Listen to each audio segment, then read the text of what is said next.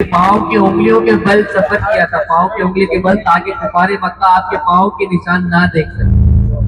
جب آپ چلتے چلتے بالکل غار ثور کے بالکل برابر قریب پہنچتے ہیں، غار ثور کے پہاڑ کے بالکل قریب پہنچتے ہیں، تو آپ دیکھتے ہیں کہ آپ کے پاؤں کی انگلیاں مبارک نہیں ہوتی۔ جب آپ کے ساتھ آپ کے دوست سیدنا ابوبکر صدیق رضی اللہ عنہ نے آپ کو اپنے کندھے پہ اٹھایا، نہیں کتنی بڑی قربانی تھی، میں نے آپ کو بتایا اس کی بلندی، غار ثور کی بلندی 5418 فٹ بلندی ہے۔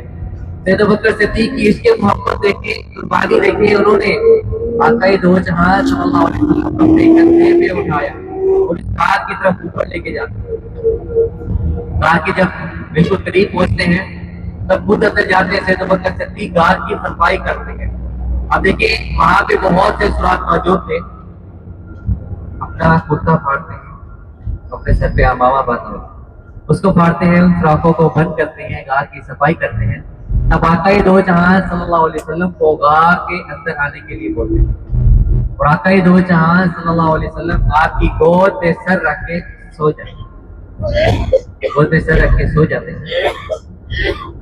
اس کے بعد دیکھتے ہیں جو ایک سوراخ باقی رہ گیا، تو وہاں پہ سیدنا ابوبکر صدیق پاؤں کی ایڑی سے اس سوراخ کو بند کر دیتے ہیں۔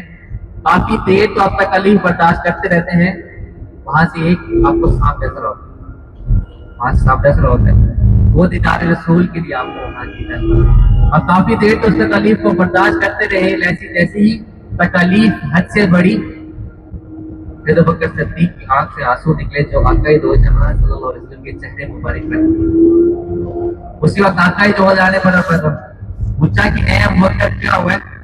سیدنا ابوبکر صدیق رضی اللہ عنہ بتانے لگے کہ میں آپ پہ قربان، میرے والدین آپ پہ، مجھے لگتا ہے کہ مجھے کسی موچی جانور نے کاٹ کے ہے جو کافی دیر سے مجھے تکلیف دی، کافی دیر تو میں نے تکلیف برداشت کی، لیکن جیسی تکلیف میری حد سے بڑی میری آنکھ سے آنسو، وہاں سے جیسی چہرے پر گری آقائے دو جہاں کو معلوم تھا کہ یہاں پہ ایک سانپ رکا ہوا ہے، حضرت سلمان علیہ السلام کی آتے، اس کو معلوم تھا کہ اللہ کے آخری رسول اسی غار میں آئیں گے بیٹھیں گے، وہ میرے دیدار رسول کے لیے بار بار ڈانٹ مار۔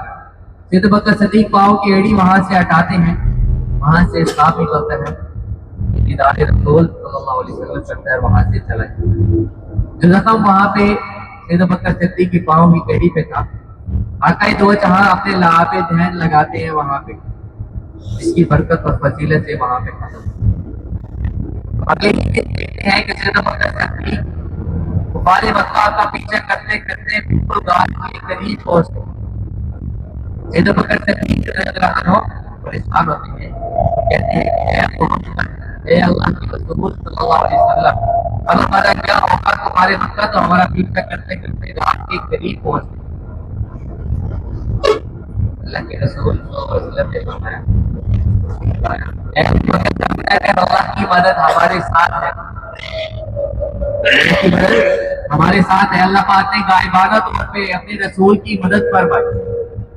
اور مکہ کی حدود میں، مدینہ کی حدود میں جو یہ کبوتر دیکھتے ہیں یہ اسی کی نسبت سے ہیں، کبوتری کو حکم دیتے ہیں اور بکری کو حکم دیتے ہیں، کبوتری اس غار کے اندر انڈے دیتی ہے اور بکری اس غار کے باہر چالا ہوتی ہے، چالا ہوتی ہے۔ جب کفار مکہ یہ منظر دیکھتے ہیں، دیکھیں عقل سے تو وہ پہلے ہی ہنستے تھے، جب یہ منظر دیکھتے ہیں تو وہیں سے واپس ہو جاتے ہیں۔ یہاں پہ دیکھیں کوئی آتا ہے، یہ جالا ٹوٹا ہوا تھا، یہ بکری کا جالا ٹوٹا ہوا تھا، کبوتری کا انڈے ٹوٹے ہوئے ہوتے، یہ اللہ کی طرف سے اپنے رسول کی غائبانہ طور پہ مدد ہوئی۔ یہ بھی دیکھنے کے بعد کفار مکہ پیچھے چلے آتے ہیں، تو اللہ کے رسول صلی اللہ علیہ وسلم پھر آگے سفر کرتے ہیں ہجرت مدینہ کی، اور آقائے دو جہاں نے اسی غار کے اندر 3 دن اور 3 راتیں گزاری۔ سب سے پہلی جو ہماری حرفوں کی غرض ہو تھوڑی فاصلے پہ انشاءاللہ سے آئے گی، دیکھتے چلیں گے، اس کے بعد آگے چلیں گے میدان عرفات۔ میدان عرفات میں بہت زیادہ معاشرہ سے حج کا منظر بھی بیان کرتے چلیں گے، ایک بیان کرنے کے بعد اس طرح سے مقصد ہے وقت باقی کی جاتی ہے۔ اب دیکھیے ماشاء اللہ سے مکہ کی حدود میں موجود ہے، جیسے میں آپ کو بتا رہا تھا، یہ قبولیات کی جگہ بھی ہے۔ آپ نے اس نسبت سے مانی ہے کہ یہ دعا میری ضرور قبول ہوگی انشاءاللہ۔ یہاں پہ نبیوں کی، رسولوں کی یہاں پہ دعائیں قبول ہوئی ہیں، لیکن ہمارے ماننے میں کمی ہو سکتی ہے، اللہ پاک کی ذات سے دینے میں کمی نہیں، بے شک صحیح بات۔ اسی لیے مانتے رہنا ہے، اللہ کے سامنے ہمیں ایسے پیش کرے جیسے عدالت میں ایک مجرم پیش ہوتا ہے، اس کی ندامت اور شرمندگی اس کی آنکھیں پیچھے ہوتی ہیں، اللہ کے گھر کے سامنے ہمیں ایسے پیش کرے۔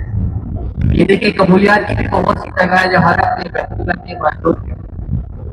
ایک واقعہ بتاتا ہوں آپ کو، ایک معذور نابینا ہے، آنکھوں سے نہیں دیکھتے، اللہ پاک سے دعائیں مانگتے رہے، اللہ پاک نے اپنے گھر بولا، جیسے ہی بیت اللہ کے سامنے ٹھہرے پھر سے زاروں قطار رونے لگے، کہنے لگے کہ اللہ پاک آپ نے مجھے اپنے گھر تو بلا لیا، اب اپنا گھر بھی دکھا دیا۔ ساتھ کو سوتے ہیں بزرگ نابینا، ان کے خواب ایک شخص آتا ہے جو بتاتا ہے کہ زمزم پی اور اپنی آنکھوں میں ڈال، اور صبح جیسے ہی زمزم پیتا ہے اپنی آنکھوں میں ڈالتا ہے، اللہ کی طرف سے اس کی بینائی واپس آ جاتی ہے۔ بیت اللہ کے سامنے ٹھہر سے پھر سے زاروں قطار رونے لگتا ہے، لوگوں کو بتانے لگتا ہے کہ لوگوں دیکھو میں یہاں پہ نابینا آیا تھا، اللہ پاک نے مجھے آ کیا۔ قبولیات کی جگہ ہے۔ اب دیکھیں رکن یمانی سے لے کے ہجر اسود تک 70,000 فرشتے ہماری دعاؤں پہ آمین ہوتے ہیں۔ یہاں پہ ہم پڑھتے ہیں ربنا آتنا فی الدنیا حسنہ وفی الآخرۃ حسنہ وقنا عذاب النار وادخلنا الجنۃ مع الابرار یا عزیز و یا غفار یا رب العالمین۔ بہت ہی خوبصورت دعا ہے، آقا دو جہاں کی سنت کی دعا۔ قبولیات کی جگہ ہے جہاں پہ 70,000 فرشتے ہماری دعاؤں پہ آمین ہوتے ہیں۔ ملتزم دیکھیں گے، ملتزم سے لے کے